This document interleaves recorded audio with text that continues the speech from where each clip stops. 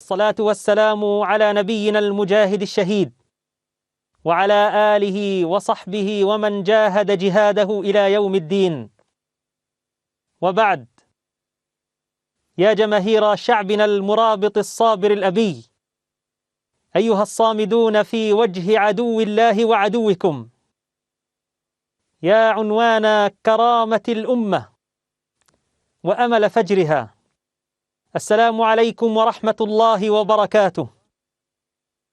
السلام على شهداء شعبنا العظماء الذين يرتقون في كل يوم فداء لدينهم ووطنهم وقدسهم، ويقفون في وجه محرقة صهيونية همجية، لكنهم لا يحنون ظهورهم إلا لربهم الذي أراهم من آيات نصره ما يثبت الأفئدة ويربط على القلوب. لقد رأينا نصر الله يتجلى ونحن نقتحم حصون العدو في 7 أكتوبر، وهي تتهاوى أمامنا كبيت العنكبوت. ورأينا نصره وهو يمكننا من سحق فرقة عسكرية مدججة بكل أنواع العتاد والسلاح والتحصين، تحاصر قطاعنا منذ عقود وتعتدي على أهلنا صباح مساء. رأينا نصر الله ومجاهد واحد من مقاتلينا يدمر 3 آليات ويقتل ويصيب من فيها، ويفر العدو أمامه وكأنه يفر أمام جيش. ورأينا نصر الله ونحن ندخل منذ أيام مجاهدو الضفادع البشرية إلى زيكيم، فيصلون إلى قوات العدو ويشتبكون معه فترة طويلة ويدبون الرعب فيه، وهو يدعي التأهب ويهدد بالغزو. ويعلن العدو منتشيا أنه قتل 10 مجاهدين، فيما لم تكن قوام القوة سوى 3 مجاهدين.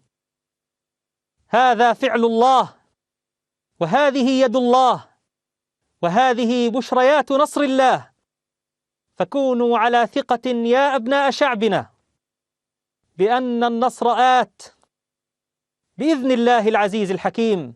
وما عدوان الاحتلال وارتكابه لهذه المحرقة والمجازر سوى لألم عظيم يتملكه وشعور بالانكسار يسيطر عليه. وصدق الله سبحانه: إن تكونوا تألمون فإنهم يألمون كما تألمون وترجون من الله ما لا يرجون. أما عدونا الذي يصب جام غضبه على أهلنا الأبرياء وعلى المباني المدنية والمساجد والمشافي، فإنه لن يحقق سوى الخزي والعار، وستبقى غزة وسيندحر. ويكفي أن نقول للعالم اليوم بأن أحذية بعض مساجد وكنائس غزة أقدم من عمر دويلة هذا العدو بقرون، وأن أشجار الزيتون في غزة مزروعة قبل أن يولد آباء وأجداد هؤلاء الشراذم القادمين من أوروبا الشرقية والغربية ومن كافة أصقاع الأرض. يا أبناء شعبنا ويا أبناء أمتنا ويا كل أحرار العالم، إننا في كتائب الشهيد عز الدين القسام، وبعد نحو 22 يوما من بدء معركة طوفان الأقصى نؤكد على ما يلي. أولا، نقول للعدو الذي يكرر تهديداته بشكل يومي بالمعركة البرية إننا لا نزال في انتظاره لنذيقه أصنافا جديدة من الموت، ولنعلمه ونعلم كل العالم معنى البطولة والفداء. وإننا سنذيقه بقوة الله هزيمة أكبر مما يتوقع أو يتخوف، ونقول له إن زمن بيع الوهم للعالم حول أكذوبة الجيش الذي لا يقهر، والميركافا الخارقة، والاستخبارات المتفوقة، كل هذا انتهى زمنه بعون الله، وقد كسرناه وحطمناه أمام العالم في غلاف غزة وفي كل فلسطين. فزمن انكسار الصهيونية قد بدأ، ولعنة العقد الثامن ستحل عليهم، وليرجعوا إلى توراتهم وتلمودهم ليقرأوا ذلك جيدا، وينتظروا أوان ذلتهم بفارغ الصبر. ثانيا، إلى زعماء وحكام أمتنا العربية، نقول لكم من قلب المعركة التي تشاهدون ولا شك تفاصيلها عبر شاشاتكم،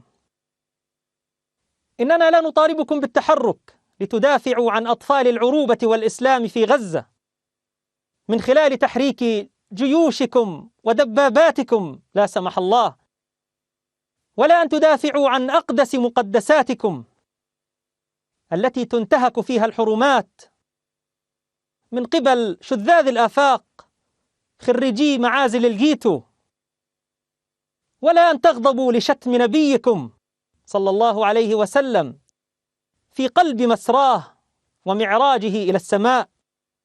لا نطالبكم بذلك، فنحن أخذنا على عاتقنا كنس هذا الاحتلال وإساءة وجهه، والقتال عن شرف أمتنا وديننا ومقدساتنا وأرضنا بما نمتلك من إمكانات بين أيدينا، صنعناها من الصفر وبنيناها من المستحيل. ولكن هل وصل بكم الضعف والعجز أنكم لا تستطيعون تحريك سيارات الإغاثة والمساعدات الإنسانية إلى جزء من أرضكم العربية الإسلامية الخالصة رغما عن هذا العدو المهزوم المأزوم؟ فهذا ما لا نستطيع فهمه وتفسيره. ومن هنا فإننا نجدد دعوتنا ومطالبتنا لشرفاء أمتنا ولكل أحرار ومجاهدي المنطقة أن يعتبروا هذه المعركة معركة فاصلة في تاريخ أمتنا، وأن يهبوا لقتال هذا العدو معنا من أجل كنسه عن أرضنا وتحرير قدسهم وأقصاهم وإعادة مجد أمتهم.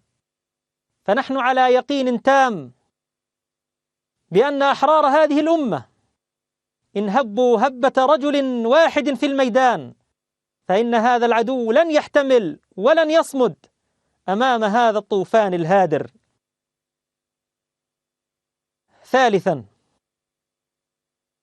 لقد جرت اتصالات عديدة في ملف الأسرى، وكانت هناك فرصة للوصول إلى صيغة اتفاق فيه، لكن العدو ماطل ولم يبد جدية حقيقية لإنهاء معاناة أسراه،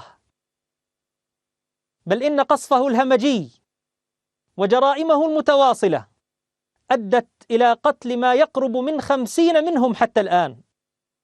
ومن هنا فإننا نقول للعدو وللعالم وبشكل واضح ومختصر إن العدد الكبير من أسرى العدو لدينا ثمنه تبييض كامل السجون الصهيونية من كافة الأسرى.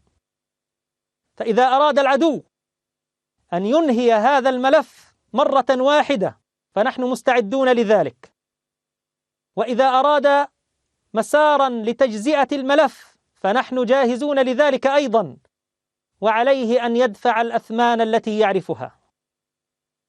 ختاما، الرحمة لأرواح شهدائنا الأبرار، والتحية لدمائهم الزكية الشاهدة على هذه الملحمة التاريخية والتي تكتب التاريخ الناصع لأمتنا وشعبنا، والشفاء للجرحى والمصابين والمكلومين الذين سترسم دماؤهم وتضحياتهم طريق النصر، والتحية لأسرانا المنتظرين للحرية الحتمية بأمر الله، والتحية لشعبنا العظيم الأسطورة الذي يعلم البشرية معنى الصمود والثبات والتحدي والكبرياء. وما النصر إلا صبر ساعة، وما النصر إلا من عند الله العزيز الحكيم. والله غالب على أمره ولكن أكثر الناس لا يعلمون. وإنه لجهاد، نصر أو استشهاد. والسلام عليكم ورحمة الله وبركاته.